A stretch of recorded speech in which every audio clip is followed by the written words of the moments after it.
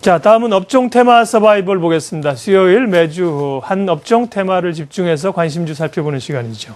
하나대투증권 강남지점 최두산 주식팀장 함께하겠습니다. 어서 오세요. 예, 안녕하십니까. 지난 시간에 말씀해 주셨던 테마하고 종목이 뭐였죠? 잠깐 좀 리뷰하겠습니다. 예, 게임이고 뭐 AS를 좀 해드리자면 네. 그 게임 종목을 말씀을 드렸었죠. 그 중에서 이제 대표적인 종목으로 NC소프트, 조이맥스, 조이시티 세 종목을 말씀을 드렸고요. 세 종목 다 안정적인 추세를 만들어 나가고 있는 것 같습니다. 일단 어떤 새롭게 추세를 만들어 나갈 때는 어떤 이평선 같은 거를 유심히 보시고 또 어떤 추세를 만들어 나가느냐가 굉장히 중요할 텐데 수급적인 부분도 뭐 아직까지 전부 다 양호하고요. 앞으로도 양호한 모습을 보일 거라고 예상이 되어지고요.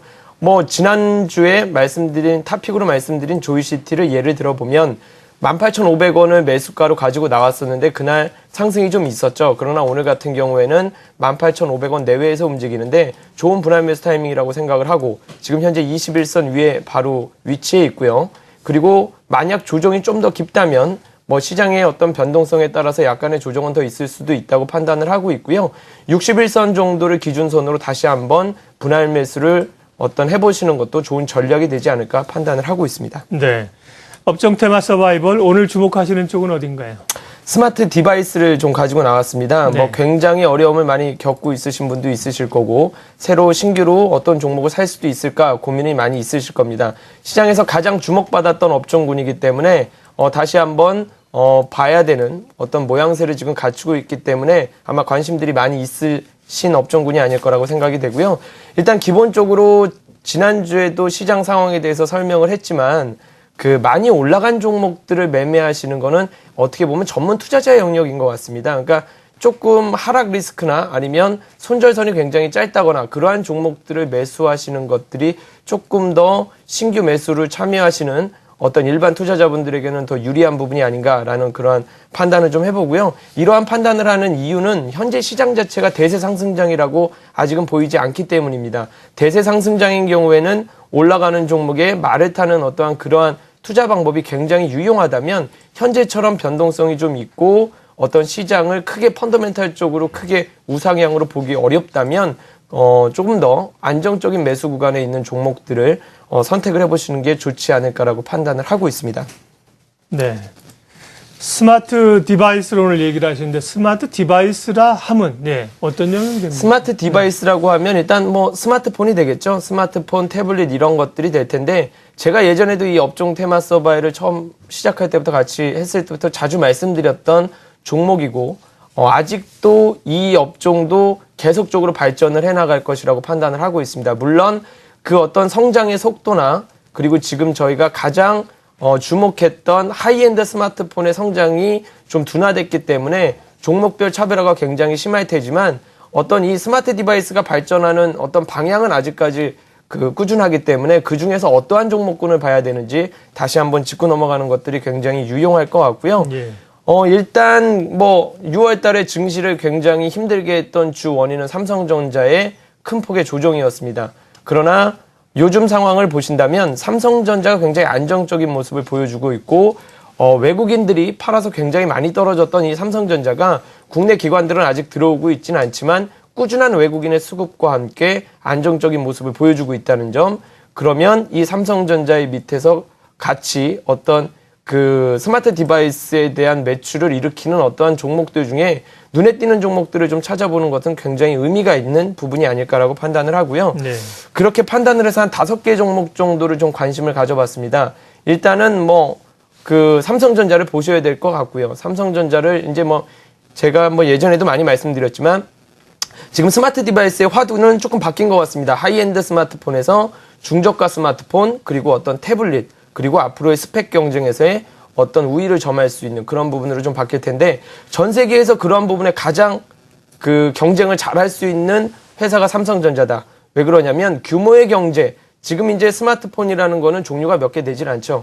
이 규모의 경제에 가장 확실한 DNA를 가지고 있는 전 세계적인 기업이 삼성전자다라는 부분을 좀 주목을 하셔야 될 것 같고, 부품서부터 완제품까지 어떠한 제조업체, 자기가 갖고 있는 자회사격에 있는 회사들 그리고 또 부품단의 회사들을 완벽히 라인업을 구축하고 있다. 이러한 점은 굉장한 장점이 되지 않을까 판단을 하고 있습니다. 두 번째로 이제 말씀을 드리면 LMS라는 회사가 될 것 같습니다. 지금 아까 화두를 두 가지 말씀드리면 저가폰의 어떤 저가 스마트폰의 보급, 그리고 또 태블릿의 성장, 이러한 부분을 말씀을 드렸는데, LMS가 이제 그러한 부분에 좀 많이 겹치는 것 같습니다. 그러니까 중국 쪽으로 저가 스마트폰에 공급되는 매출이 굉장히 많이 늘어나고 있습니다. 국내 업체뿐만 아니라 중국 쪽의 매출이 굉장히 많이 일어나고 있고, X라는 신제품, 노트북이나 이런 곳에 들어가는데, 이러한 것들의 향후 가능성도 굉장히 좋을 것으로 판단을 하고 있습니다. 세 번째로 말씀을 드리면 이라이콤이라는 종목을 보면 이 회사는 굉장히 안정적인 밸류에이션을 가지고 있습니다. 그리고 전 세계 최고 수준의 BLU, 백라인 유닛의 어떤 제조 회사고요. 앞으로도 굉장히 발전이 좀 예상된다라고 볼 수가 있겠고, 또 서원인텍이라는 회사, 그러니까 대표적인 핸셋 액세서리, 삼성 스마트폰의 플립커버라고 하죠. 그 부분이 있겠고, 저가 스마트폰이 되던 아니면 고가 하이엔드 폰이 되던 스마트폰이 많이 보급되면 많이 팔릴 겁니다. 그리고 이 액세서리를 1년 내내 차고 있으신 분은 별로 없으신 것 같습니다. 수시로 좀 때가 탄다거나 그러면 교체를 해주시고, 이러한 부분도 굉장히 의미가 있을 거라고 보고요. 네. 또 한 종목은 세코닉스라는 종목이 있고요. 이 5개 종목들은 조금 좀 신중하게 한번 선택을 해봤으니까요. 올 4분기까지 보시면서 꾸준히 관심을 두고 보셔도 좋지 않을까 판단을 해봅니다. 스마트폰 보호용으로 케이스를 저도 하고 있는데, 저는 이제 취향에 따라서 때가 탔다고 바꾸지는 않는 스타일입니다. 별로 도움이 안 되는 스타일인데, 젊은 분들은 그런 거에 또 취향이 있어서 스마트폰 그 액세서리도 굉장히 비싼 것들은 또 고가품들이 있더라고요. 예. 자, 오늘 스마트 디바이스, 스마트 기기의 소위 부품업체라고 우리가 많이 얘기를 했었습니다. 삼성전자나 혹은 이제 애플과 연동해서. 근데 변동성이 좀 너무 많은 것 같아요. 이게 그 채택이 됐을 때는 굉장히 수요가 있다가 또 시장의 인기가 다른 쪽으로 가면 금방 또 라인이 죽고 이러기 때문에 변동성이 많고, 그런 점들은 유의하자고 앞서 말씀을 하셨고, 한 5개 종목군을 선정해 주셨는데, 그 가운데 한 기업을 좀 집중적으로 살펴보죠. 일단 탑픽으로 말씀을 드리면 이라이콤을 오늘 선정을 해봤고요. 이라이콤. 예, 지금 말씀하신 대로 IT 종목이나 스마트 디바이스 종목은 굉장히 변화에 민감합니다. 그러나 적어도 지금의 트렌드가 어느 정도 이어질 거라고 본다면 그 중에서 위에 말씀드린 한 5개 종목 정도는 상대적으로 차별화가 가능한 종목이다라는 말씀을 좀 드려보고 싶고요. 예. 일단 이라이콤 구체적으로 한번 말씀을 드려보겠습니다. 이라이콤 아마 대표적으로 가장 저평가가 됐다고 할 수 있는 종목이고, 시세를 제대로 한번 준 적이 없는 종목인 것 같습니다. 거의 1년 반 동안 지금 한 15,000원에서 17,000원, 좀 더 내려잡으면 한 14,000원에서 한 18,000원 정도 구간을 계속 박스권으로 유지하고 있는 종목입니다. 그러나 이 회사의 어떤 구체적인 내용을 좀 보자면, 계속 이렇게 돈을 잘 벌기 때문에 밸류에이션은 계속 싸집니다. PBR은 계속 싸지고 있고, 그러나 이 회사의 성장을 한번 봐보자면 2011년부터 2014년까지 2010년서부터 보셔도 상관없을 것 같습니다. 해마다 매출액의 상승 속도가 굉장히 좋다. 그리고 그에 따라 꾸준하게 영업이익도 같이 올라가고 있다. 그리고 현재 이 회사를 보면 아까 말씀드린 대로 BLU를 만드는 회사인데요. BLU 같은 경우에는 그 태블릿처럼 인치수가 큰, 그리고 갤럭시 노트나 이런 식으로 상대적으로 큰 것에 적용이 되면 상대적으로 영업 마진이 더 높아집니다. 그러나 지금 저희가 모두 아시겠지만 스마트폰의 어떤 디스플레이 화면이 굉장히 커지는 추세고요. 그리고 또 저가 폰들이 굉장히 많이 보급되는 상황인데, 저가 폰의 보급도 이 회사에는 굉장히 의미가 있습니다. 왜냐하면 삼성 같은 경우에는 하이엔드급에서는 전부 아몰레드를 쓰고 있죠. 그러나 어떠한 저가 폰에서는 어떤 가격적인 부분들 때문에 BLU를 채택을 하게 됩니다. 이런 부분을 통해서 상대적으로 굉장히 많이 이 회사가 삼성전자의 저가 폰의 BLU 공급 비중이 굉장히 늘어나고 있고요. 삼성이 또 태블릿을 굉장히 집중하고 있습니다. 그러한 부분에서 이 회사가 거의 제1벤더로서 계속적으로 매출액을 늘려가고 있는 상황. 이러한 부분들은 굉장히 유의미한 상황이라고 좀 볼 수가 있겠고요.